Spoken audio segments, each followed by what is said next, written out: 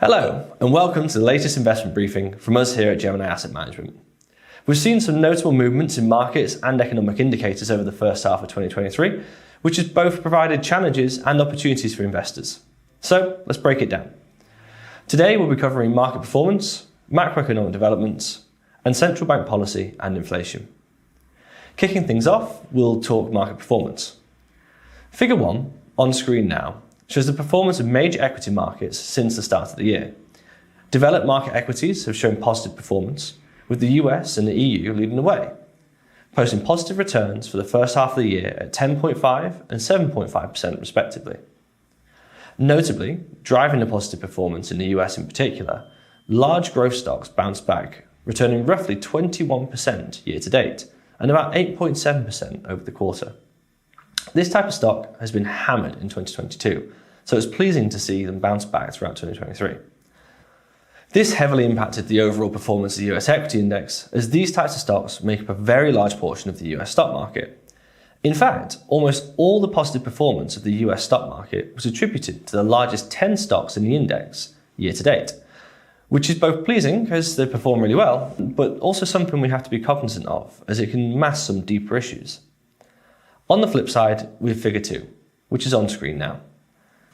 Figure 2 shows the performance of the global corporate and global high-yield bond markets, as well as the Bloomberg Global Aggregate Index, which is an index that tracks the overall global bond market, including government bonds.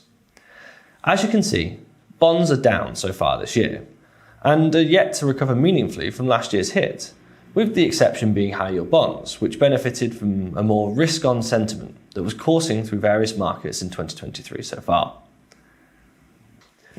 Next, we'll cover the latest macroeconomic developments, and first we'll look at Figure 3, on screen now.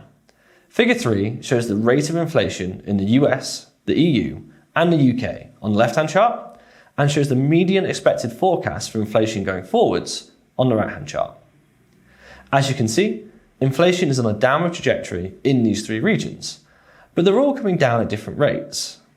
In the US, inflation fell sharply from a peak of 9% to 4% in a short time. But much of this big drop can be attributed to what we call base effects. To explain, base effects refer to the impact of a previous year's level of inflation on the rate of the current year's level of inflation. So, as the rate of inflation is a year-on-year figure, when comparing this year's prices to the unusually high prices from last year, it can then result in a large downward swing in the inflation data, just like we're seeing now. To be clear, the rate of price increases throughout 2022 was so extreme that it would have been almost impossible for the rate of price increases to continue or exceed at the same clip. And so we see a substantial decrease in the overall inflation figure this year, due to the very high relative rates we saw last year. Although as the inflation data are still positive numbers, this means that prices are still going up, but they're just increasing at a slower rate than they were 1 year ago. In Figure 3, you'll also see that UK inflation stands out a bit, as inflation is remaining more stubborn than in other regions. It's still coming in at 8.7%. One of the reasons for this is because at the moment, UK wage growth is still relatively high compared to other regions. It's currently around 7.4%.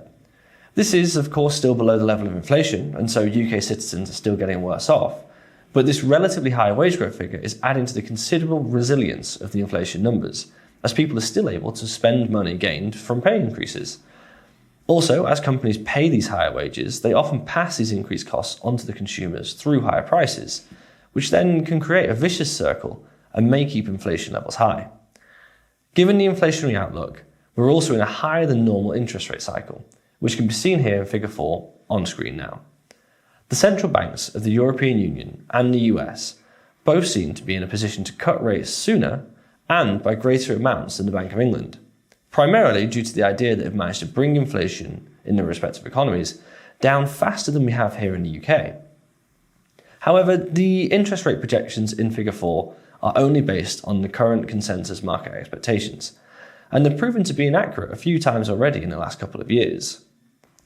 In fact, in the last month of the quarter, there's been much more chatter that some central banks, the Bank of England in particular, may well have to raise interest rates higher than the market was currently expecting in an attempt to finally pull down inflation in a meaningful way. This really highlights the need for effective diversification in the portfolio at the moment, as the macroeconomic and monetary environment is just such a complicated and unpredictable beast, and because sentiment can shift so rapidly, as we've already seen in 2023 so far. It's situations like these where maintaining a well-diversified portfolio becomes absolutely crucial, as it helps spread the risks and can offer a buffer against any one of the portfolio's assets being significantly impacted by essentially what's a binary outcome over which we don't have any control. As we look towards the second half of 2023, we feel it will be crucial to maintain a well-balanced and well-diversified portfolio. The sharp turnaround in market sentiment this year underscores the importance of this, as we all know that the sentiment can turn both positively and negatively in extremely short order. So, even though we've seen some resilient market performance in the wake of what some would say is uncertainty in the macroeconomic and corporate environments, we'll continue to stick to our tried and tested methods of building well-diversified multi-asset portfolios that continue to meet your risk profiles for the medium and long term. Thank you for joining us today, and we look forward to seeing you again soon. Thank you.